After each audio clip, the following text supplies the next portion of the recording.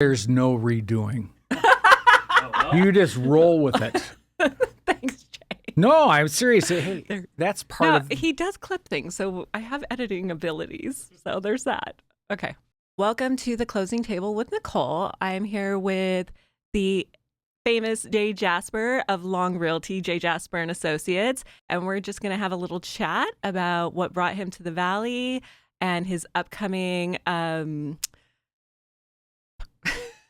the great event, right? Come on, Nicole. Okay, let's try it one more time. No, Okay. you don't have to know where this all going on just like this. I signed something that said it'd stand just like this because it'll have human interest. Yes, It but I shows can't that say- you're real, Nicole, Yes, this is true. not just Scottsdale. I'm not though. Okay, well, I'm from Parker. well, there's a whole other discussion we don't have time for, but that's right. We'll get into it some other time. Welcome to the Closing Table with Nicole. I'm here with Jay Jasper from Jay Jasper and Associates Long Realty, and we're gonna have a little talk about the great event and what brought him to the Valley and what he sees in our real estate future. Welcome, Jay. Well, thank you. That's a tall order, actually, to talk about what I see in the future. But I look forward to the great event. I think it's going to be an interesting experience. You've got a lot of great speakers and panelists, and so we'll see what happens on Thursday. Right? Yeah. So tell me what brought you to the Valley.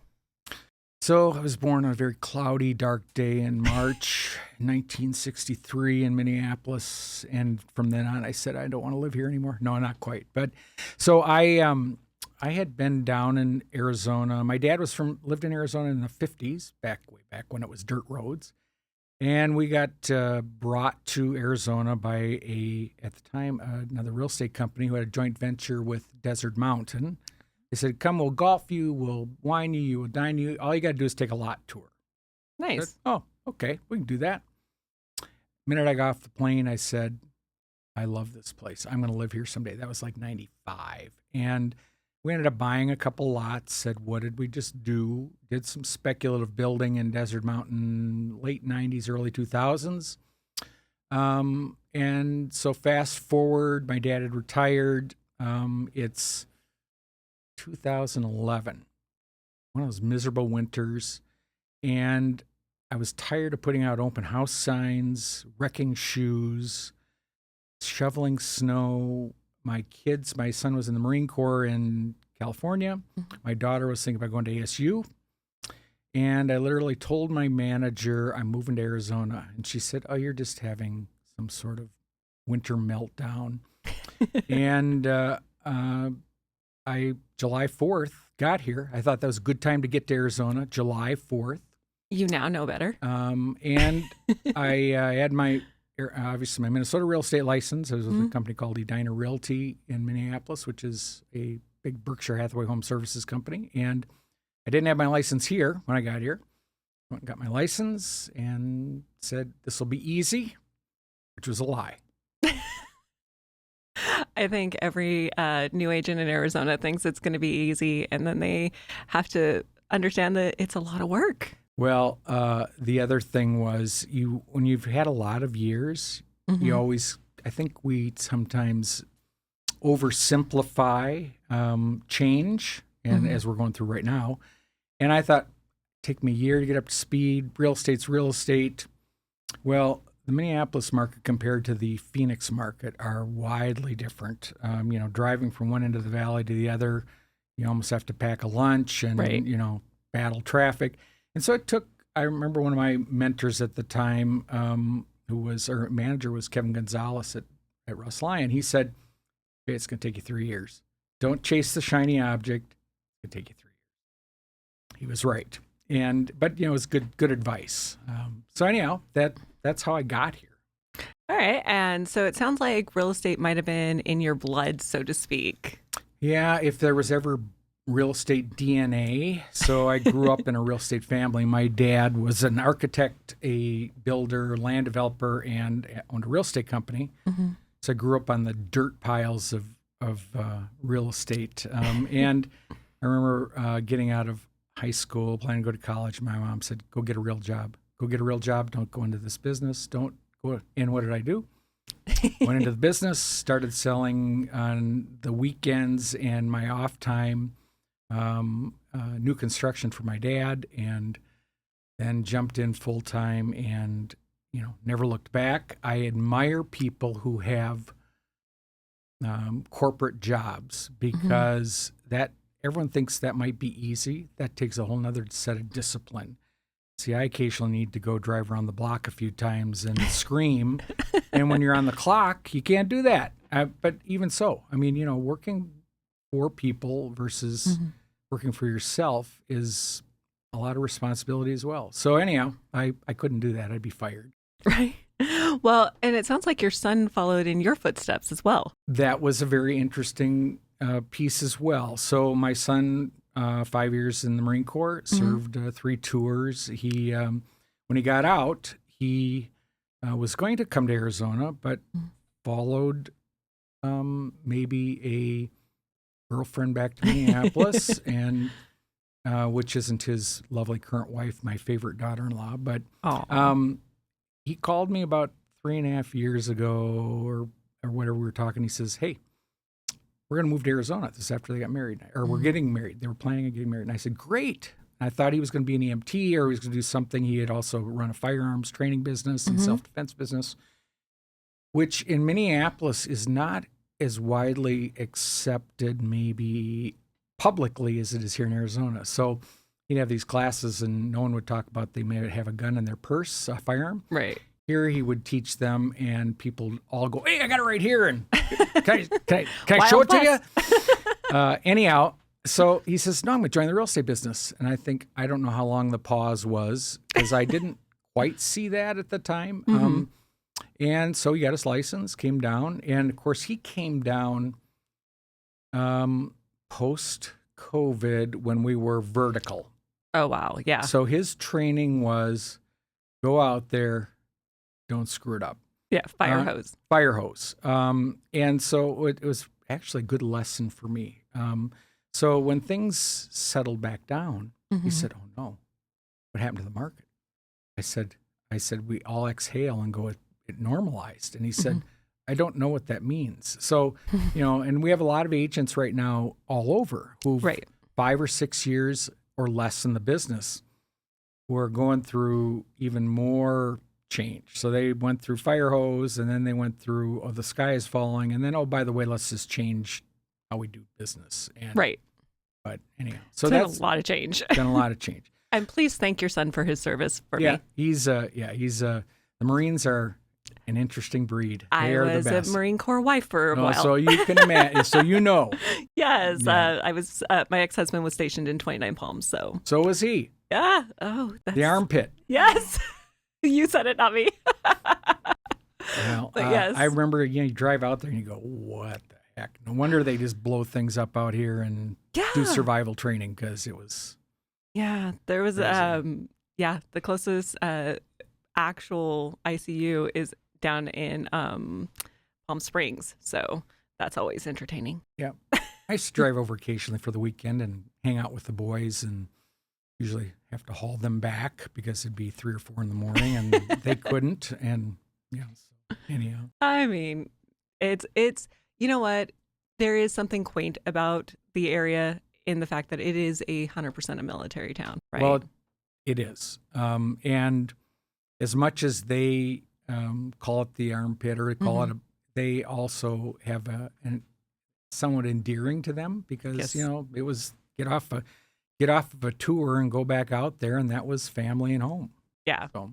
Well, and it's for us. It was a interesting time and a lot of growing up. I was very young, but so I have to ask you a little bit about your passions. Okay.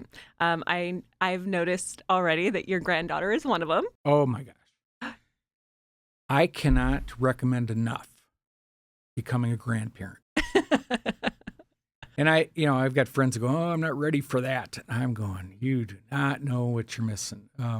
She is a true joy. And it's also fun watching your children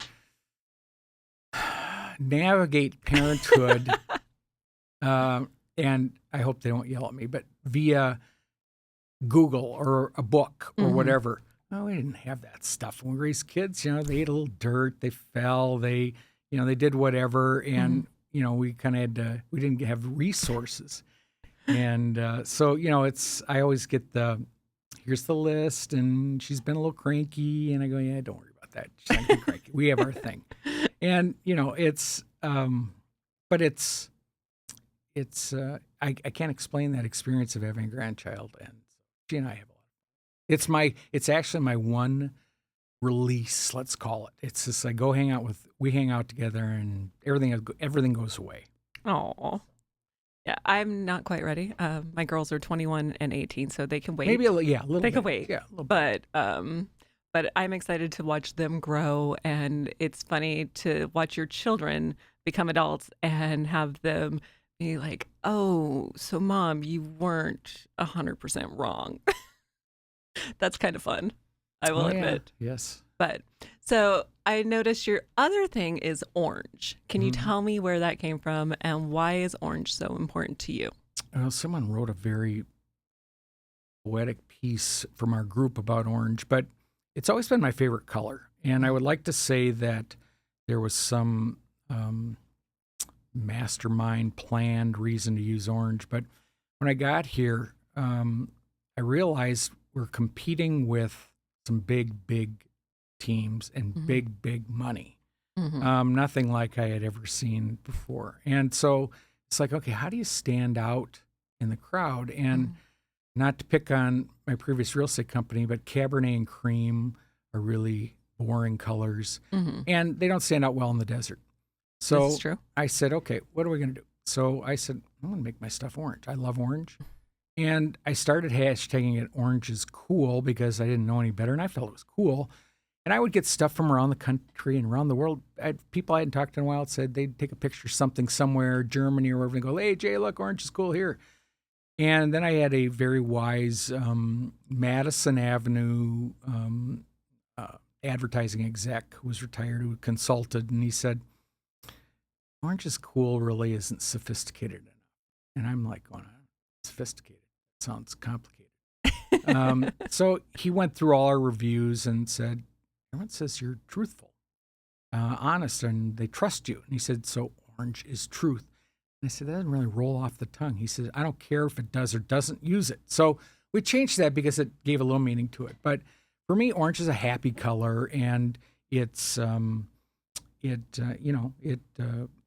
it's just one of those things that people notice. And we've worked on it a long time. So people go, well, I don't know if I like orange. I said, I don't have to like it. It's branding is different than do I like this color or not. And thankfully for Stephanie, like we talked about, orange and pink actually go together. Yes. So it works. But it does. It's actually very cute. Yeah. So, we do it. People know me. If I don't wear something orange, I don't care where I am. If someone knows me even, it's funny, they go, how come you're not wearing any orange? And I'll have to lift up a sock or something. But that's really the essence of brand recognition. It isn't, think of all the years of like Nike's swoosh and a few things. It isn't about some complicated phrase. It's about what gets you recognized. And so that's why we have orange. And I have agents who have other colors, like we talked about Stephanie and others. I go, great. Just remember your foundation has orange in it. Well, and it's something that I get to talk to agents about a lot when we're discussing with our custom marketing and everything, figuring out their brand. And I find that a lot of agents will go straight towards the, black, white, gold, or black, white, tan, or black, white, red, right? Which are very normal colors for real estate. But I try to really identify who a person is because it's going to help their brand come across. Stephanie is pink and pearls 100% of the way. Yep. And so her marketing does reflect who she is. So it's easy for her to be on brand. And I think the fact that you love orange definitely makes it easier for you to be on brand. Yep. And agents complicate branding, I think. Really when it gets down to it, I don't care if your frog is your brand. If you're consistent, people will remember. If you're not, it doesn't matter if you have the best branding ever. Again, you just have to eat, breathe, and sleep a brand. And Right. so that's like, again, there's some great examples of that all over, and there's people that struggle with it. And again, they doesn't make a good or bad agent. It just means that is, in our business, easiest business in the world and the most difficult. Why? It's easy because all you got to do is consistently reach out to people. Hardest? Why? Because we're involved. Right. And we're not good at being consistent sometimes. And Right. so everything we do needs to be consistent. Yeah, I definitely see that. I know that part of what you're going to be speaking on at the great event is branding. So I think that it's kind of entertaining to get a sneak peek into what you guys will be discussing. Me too. Just kidding. I only know because, Braden may have told me that you were his brand guy for the panel. So, but what else do you think it is important for other agents and our community, especially, to know about what's going on in our real estate market right now, with all the changes and also, with all the growth that you're experiencing within your offices? Well, that's a lot of questions. Sorry. So no, it isn't. No, don't be sorry. So, for our agent population, I think I know as I've seen it, the NAR and DOJ rammed this change down everyone's throat too quickly. They don't even really know what the final outcome is going to be. And that's really unfair to the public. They claim they're helping, is chaos. And they've created a little chaos by saying you will implement this without proper training. And what we're seeing is that the amount of training it really takes, I don't care if you're a seasoned agent or not, there's still, the right way to do things and the less than right way, because I don't know if there's even a wrong way, other than using whiteout on your buyer broker contracts. Don't Right. do that. You won't approve them. Hey, I don't have to anymore. That's a beautiful That's thing. But, I think every time we've had, I would call it ambiguity in our industry. So when COVID happened, remember it was ramping up and then it stopped. Musical chairs. And we all didn't know what was going to happen for about 3 weeks until all of a sudden it went vertical again. But our clients all came back to the agents. Right? They went away from all of the online AI driven, we're going to do away with the agent stuff. And then we go vertical and we hold on for dear life for a year and a half. Right. And then it stops. And what do people do? They come back to their agents and go, what's this mean? And I think that we're at that time again. So now, we're into new forms, new way of allegedly doing business, which we're not. I mean, the money always comes out of the transaction. Right. Okay, which side of the balance sheet is, or which side of the closing statement is it on? But I think the public, doesn't know. What do? They call their agents. Right. It isn't this idea that they're going to go, yay, I'm going to do it on my own. Right. I think it created confusion, and our agents need to absolutely be proficient beyond any level they have before in understanding their value and the contracts. Buyer brokers haven't really had to convey a value before. It was sign the piece of paper, maybe, because not everyone even used buyer brokers, and Right. we'll go show houses and we know we're getting compensated. Well, now we actually have to talk about the 1,000 things that a buyer broker does. It's pretty staggering. And when you actually relay that message to a client, you go, oh, maybe there's some value there. And I don't fault a buyer for saying, what do you do? Why should you be in the compensation? We just have not done a good job as an industry of conveying that before. And so now we are. Gotcha. Yeah, I think previous to this change, we added the compensation on the MLS, right? So that it was more visible. And it's kind of gone backwards a little bit, if I'm correct. Kinda. Yeah.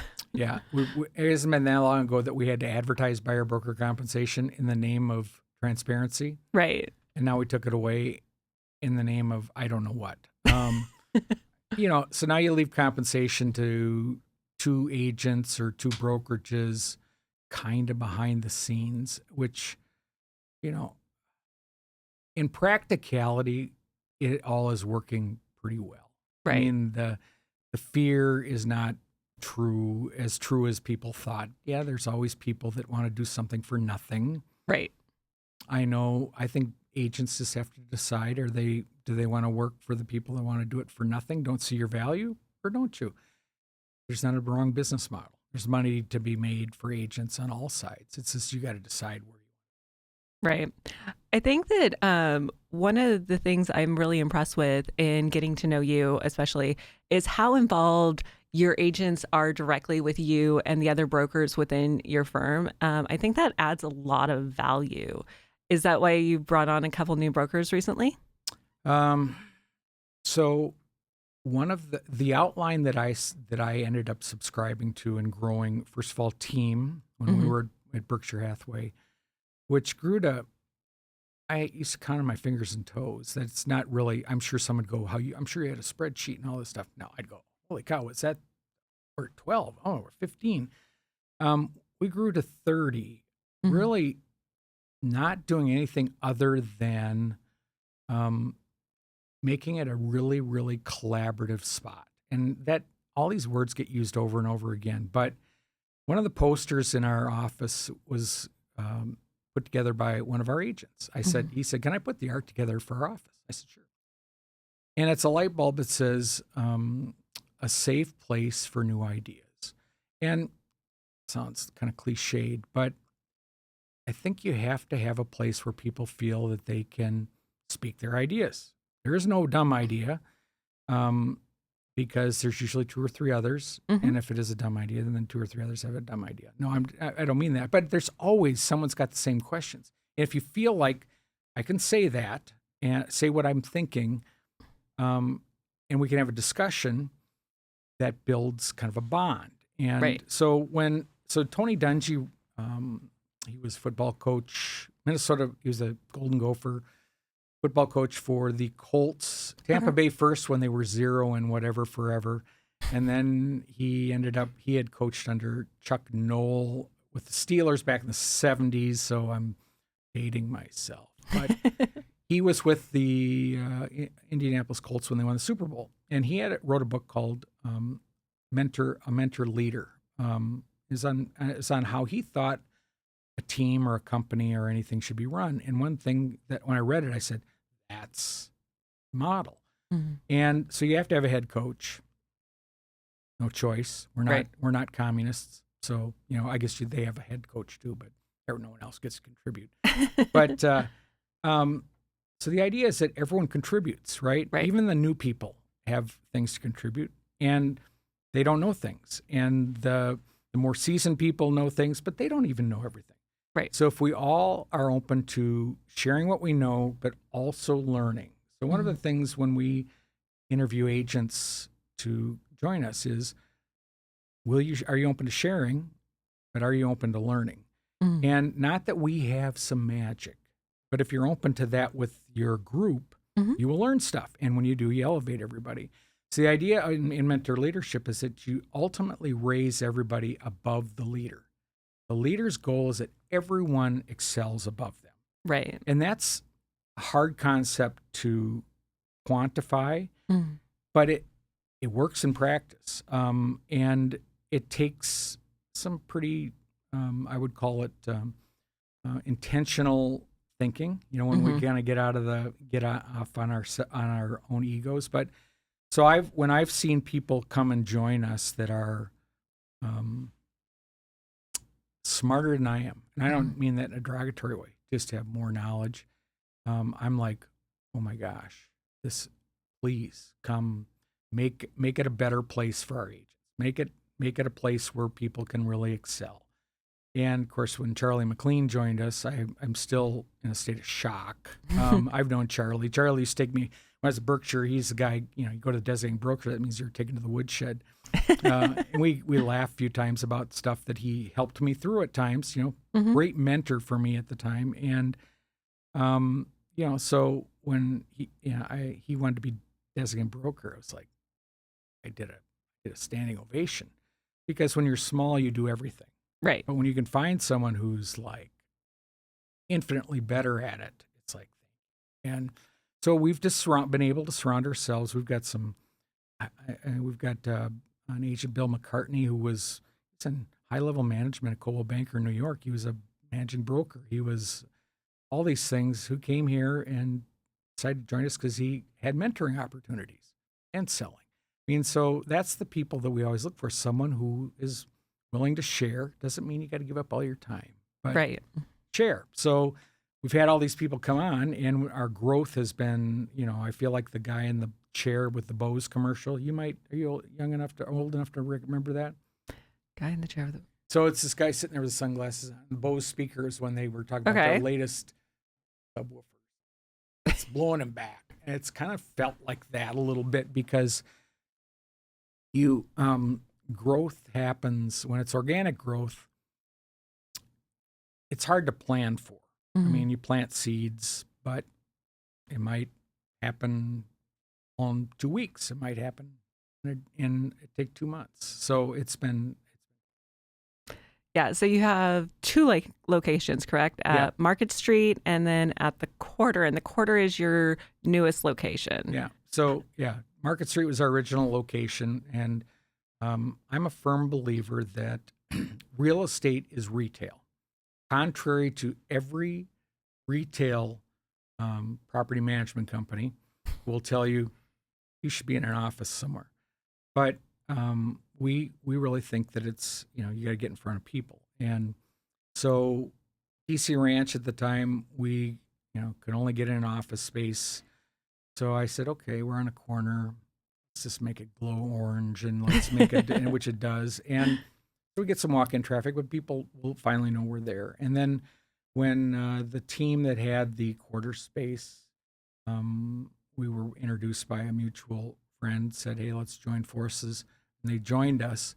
That became our storefront. It's retail. There's 13,000 people a day walking through the Quarter, according to their stats. It's and so we look at them as interchangeable. Our agents can use that as a meeting place as well. We do some trainings there, but mainly it's meeting people. So we have those two offices. Yeah, it's very much like a storefront open house. Yeah, it is. It is. And people can just pop in and ask questions. Even if they're not technically in the market, there's always somebody available to answer questions. It's amazing the conversations that happen when you're not under pressure. So, people go to an open house. I think they grit their teeth and go, I know there's an agent there's going to try to squeeze information out of me. But when you're on dining or shopping and you stop at the window looking at stuff, and one of our agents pops out of their little gopher hole and pops their head around the corner and just asks them where they're from or whatever, conversation starts. And they're in a more casual space. And so, the idea is not to try to sell them real estate. It's to be a resource. Find out about them. And when our agents do that, they make these connections that most of those people don't have an agent because they're from somewhere else and they're visiting. They always come to the Kierland or the Quarter. Yeah. Well, they're definitely hot spots for people that are coming from out of town and locals. I live down the street, and I would say that it's much easier to just bop up to Kierland or the Quarter than to drive all the way to Fashion Square. Yes. And get lost in that mall. Well, and Fashion Square is a whole, give me my map, and, if I get lost, I hope you can find me on my phone. So Right. Well, the funny thing is I've recently discovered that most of the malls are now coming out with an app that give you inside directions. Yeah. I'm very grateful for that. No kidding. Yes. So Jay, who are you looking forward to hearing speak at the great event, since you're going to be one of our wonderful panelists? Well, the local talent is really unbelievable. We both had mentioned Russell Shaw, really an Yes. icon. And those are the people I think you can always have great tidbits, because the history of real estate really doesn't change in many ways. Jay Joseph's probably one of the premier expert on appraisals in the Valley. Friend of mine, Lisa Westcott, just probably one of the most upstanding and outstanding agents that is around. I mean, there's just so many great speakers. So I'm looking forward to hearing all of their input. Yeah, I think especially for our agents, I mean, across the board, but especially our newer agents in that 1 to 3 year range, I think they're really going to gain a lot of knowledge from this. The things that have worked historically still work today. We know that geofarming works. We know that, paying attention to your sphere works. We know that cold calling works. These are things that are tried and true. And, social media is great and it's wonderful and you can build a wonderful business out of it, but you kind of have to touch every facet, in my opinion. What do you think? Very interesting. So we have a new agent, lots of energy. And I was looking at their social media, and I kind of turned my head and go, what's the message here? So I asked them what they were doing. And they said, well, I've been watching follow people who are at 300,000 followers. So I'm doing exactly what they're doing. And I said, well, they didn't start out at 300,000 followers. They started out at 1. And I said, you have to build a message over time. You can't just jump into, here's my 300,000 follower message. It's because it couldn't understand it. When it got explained, I went, oh, okay, I see what you're trying to do. Got to be patient. And that's the thing with social media. It's a tool. And I know there are those out there that would say, oh, I built all my business on social media. I'm not denying that. But for most agents, it's a tool. Right. And like you just said, you got to take care of those that know you. The low-hanging fruit has never changed. Someone who knows who your name is, or your parents' name, or your sister's name, it doesn't have to be they know you directly, but people want to work with somebody they believe they know. So if you're new, it doesn't matter. If it's people you know, parents know, or whomever, that's your low-hanging fruit. They'll give you a chance. So don't jump, don't try to hit it out of the park first swing. And that's why going to one of these events, especially something like this is well orchestrated with such a variety of speakers, it's a great place for people to go and hear how they started and hear where they're at and hear many schools of thought, and then come back and narrow it down to, the 1 or 2 you're going to do. I was told once that sales is just taking what others do and making it your own, and that's how to be a good salesperson.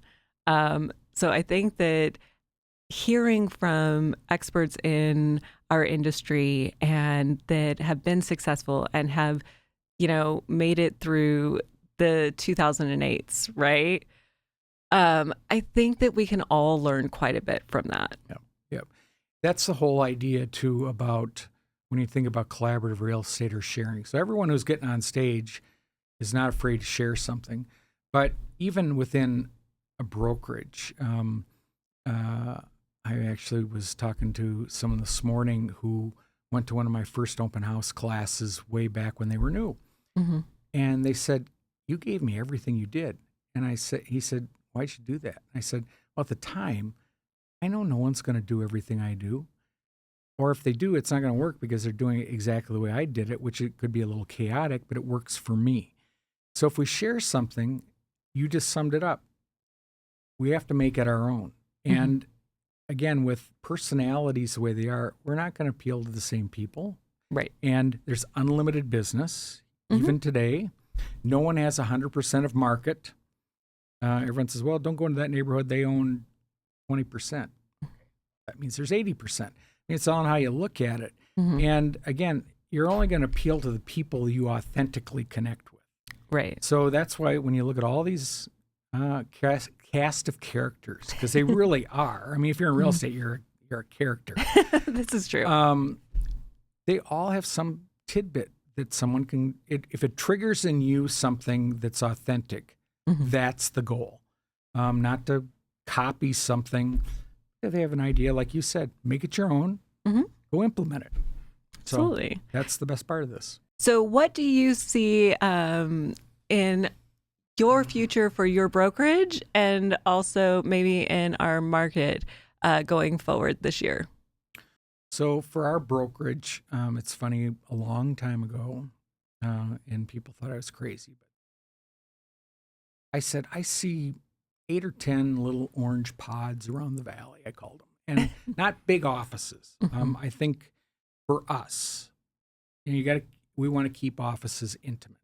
And I don't know how many there'll be. There could be no more. But we really want to spread that, I guess, the concept of how we believe real estate should be handled for agents, because then they will take that and handle their clients in a way that uses some of that, but again, they make it their own. So we see growth. Growth is interesting. It's not if you build it, they will come. Those days are gone. We're finding people that want to join our Merry Orange movement, and and getting enough people to maybe start a couple little offices. But we see that in the future, and I think there's some things on the horizon that'll be interesting. And again, with the management people that have joined us, we really have the knowledge to do that well. I've sure learned a lot in 3 years, more than 3.5 years, more than I ever thought I wanted to. But that's okay. That's good. That's what keeps it exciting. As far as our market, talked to a lot of people I respect about their thoughts on it, just to see if we all aligned. And it's been everything from probably 25 to all the way up to 50% agent attrition.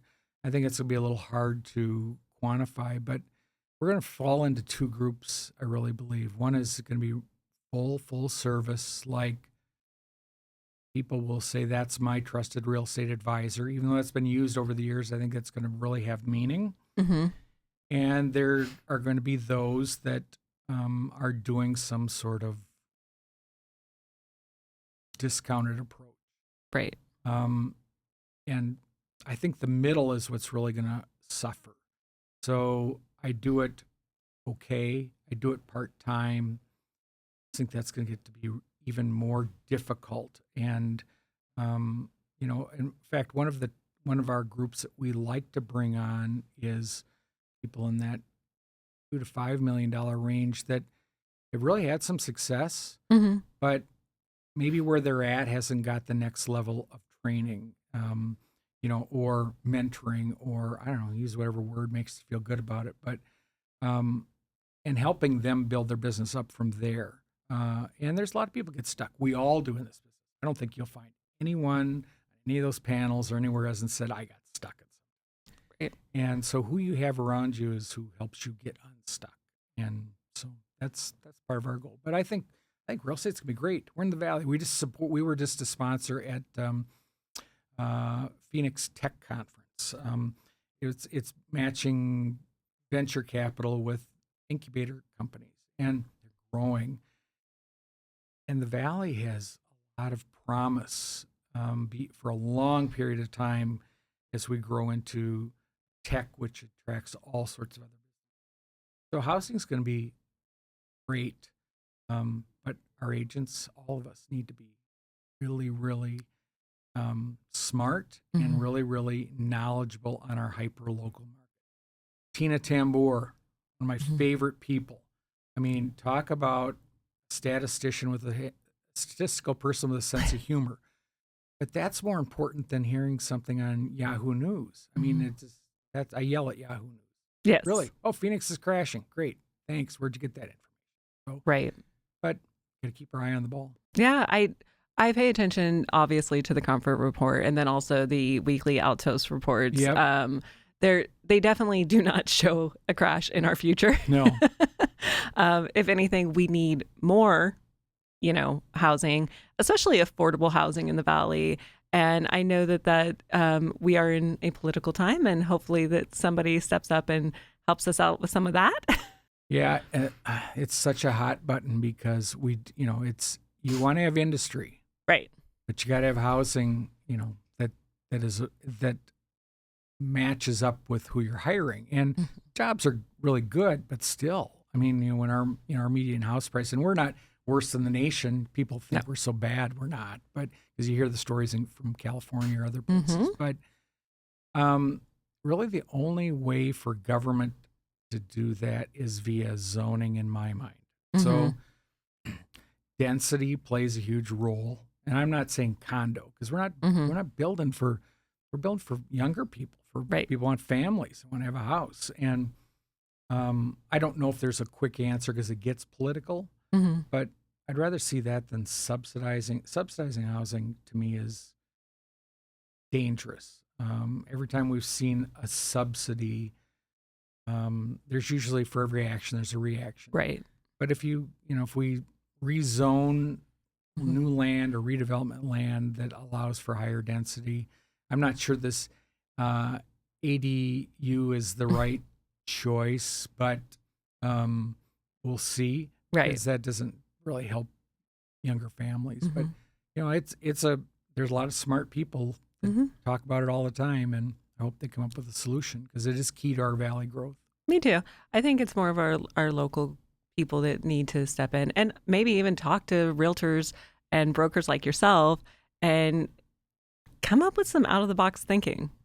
There is, in my mind, there is a disconnect between local government and boots on the ground in every industry. Right. Builders, you name it, whatever that is. And I think that happens. I'm not being critical necessarily of that, but those are the folks that, I think can give you some insight. And you're right. So what's affordable housing really look like?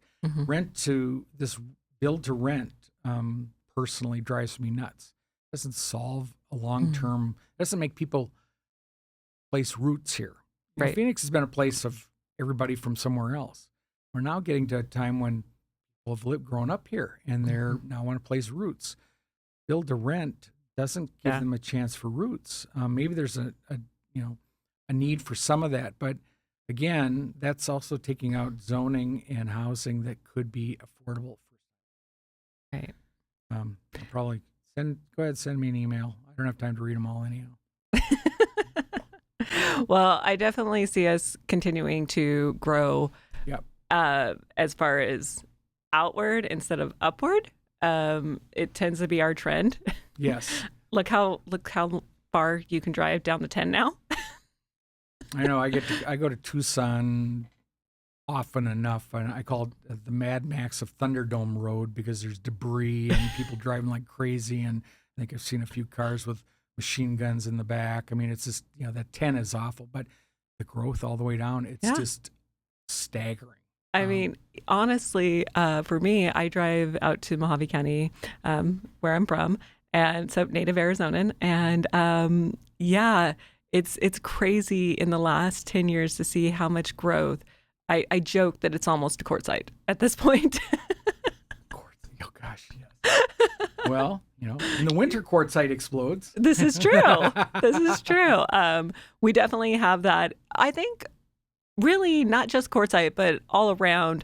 I think a lot of us are waiting for, our winter visitors to come back to help the market out a little bit with maybe getting some of these homes to turn over. Well, the other thing is, what we forget is that our seasonal people sometimes don't put their houses on until they come back.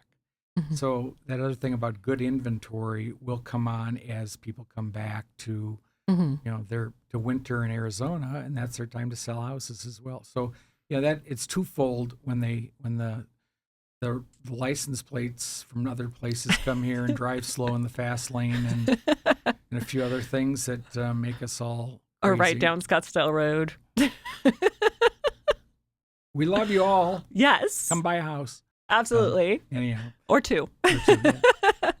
So there is one last trend I'd like to talk to you about. I've noticed personally over the last year that we're seeing a lot of Airbnbs being sold. Do you think people jumped into that a little too quickly? Because we definitely still need the visitor space, Yep. right, for some of our big events like the Phoenix Open, Barrett-Jackson, and so on, spring training. So what do you see happening with Airbnbs in the future? Like every bandwagon, when people get on, they don't always get on with a lot of forethought. And it's no different than when real estate was going vertical. People bought anything and everything. We always said, you got a house backing up to the power lines and a nuclear reactor, now is the time to sell it because it'll get sold. And we saw a little bit of that with the Airbnb thing. So, the build up to Super Bowl, we look at all the people who bought houses in really very pedestrian places. Beautiful neighborhoods if you're living here, not destination places. Right. And so I think the Airbnb stuff that's getting sold is people who bought houses that don't have short-term rental attraction. Right. So and that's just because there was such an overreaction to buying Airbnbs. It's the easiest way to make money. I'll buy a house and that isn't true when things normalize. Normalization in a market. It's kind of like Warren Buffett say, when the tide goes out, I'm trying to think what it is, but that's when you show who's got their pants, who's stuck with their pants down. I mean, and that's true. The tide has kind of gone down, and so those who were well educated in whatever they did in real estate are fine. Those who didn't get good advice or made a knee-jerk reaction have some challenges. The flip side of that, though, other than they probably paid premium dollar because they thought of it as an Airbnb, is that it will bring back housing stock we really need for owner-occupied, Right. or long-term rentals. But I'm not even sure how much more of that we need flattened as well. But especially owner-occupied, there's some stuff in North Phoenix that really wasn't great Airbnb stuff. Right. Would be fabulous For a family. Owner-occupied. Yeah. Can we say family? Well, I think one person can be a family of Okay, one. good. All right. That's just my opinion. I think that's accurate. I'm not trying to be polarizing. So I think my last question for you today, and it might be one that I'm going to keep on the closing table because you made me think of it as we were sitting here chatting. What do you think the biggest benefit to our community and our consumers is of a real estate agent or broker? Sure. My brain is worn out. No. So there's a lot of misinformation about a market because of social media. Right. Because of auto valuation, because of you name it. And so what does a real estate professional do? They know their hyper-local market. Most of them, we were just talking about our friend Braden. Where's Braden? Right. Are really involved in all parts of their community. They maybe don't talk about it, but they're active in charitable events. They're active in schools. They're active in their churches. They're active in all sorts of things. These are the people that are helping people find the painter, do this, helping people who are in estates, running values, and not even talking about and getting it. They're your number one source, really, for community information and valuable information. Right. And I think that's part, the industry doesn't do as good a job about talking about all the things that agents do because housing is our business. Right. People living places is our business. So we want the places we live to be the best they can be. And I just know endless agents who are selflessly giving within their communities because they see the value in it for the community. It isn't like to prospect. It's, I'm doing this because it's good for the community. Right. And I think that's lost in the shuffle. I agree. I think that it's important to remember that our agents that are out there are also, trying to protect the community, right? We work in an industry where we have to make sure that there's not fraud, right? We have to make sure that the person selling the home is the person on title. A little bit of my corner. But I think that they have to look out for their clients. They have to educate them on pitfalls of the buying process or selling process or inspection process. So I really, truly believe in the value of our agents here in the Valley, and I really appreciate how much they give back to the community. Well, and it's true on the agent side. I don't think that both buyers and sellers always fully comprehend all that goes on behind the scenes in protecting, guiding, researching, the areas that people just don't think about. And that all equates to money, which makes, I think, the fees charged by agents to be really fair. Of course, if we look at the NAR settlement, I think the plaintiffs got a little bit of money, and I don't know who got most of the money, but I know they're probably not feeling like they got the value they should have from those particular ones that did the fighting. Right. And so I guess what I'm saying is, transactions have always had sales compensation in them. And those are the people looking out for easements on a title commitment and surprises and HOA violations and on the things that you could end up if you didn't have an agent getting stuck with. And it's real dollars. Well, I appreciate your time today, Jay. Thank you for coming on the closing table with me. And I look forward to hearing you on Thursday at 9 a.m. till 4 p.m. We're going to have a great day out at the great event. And I hope you come back and chat with me again sometime. I love podcasts. So this is great. And hey, even though it's not orange, that is a nice shade of purple. Thank you very much. Right. I appreciate it. It's my signature color. So thank you. You have a wonderful day, and we'll talk to you again soon. All right. Thank you.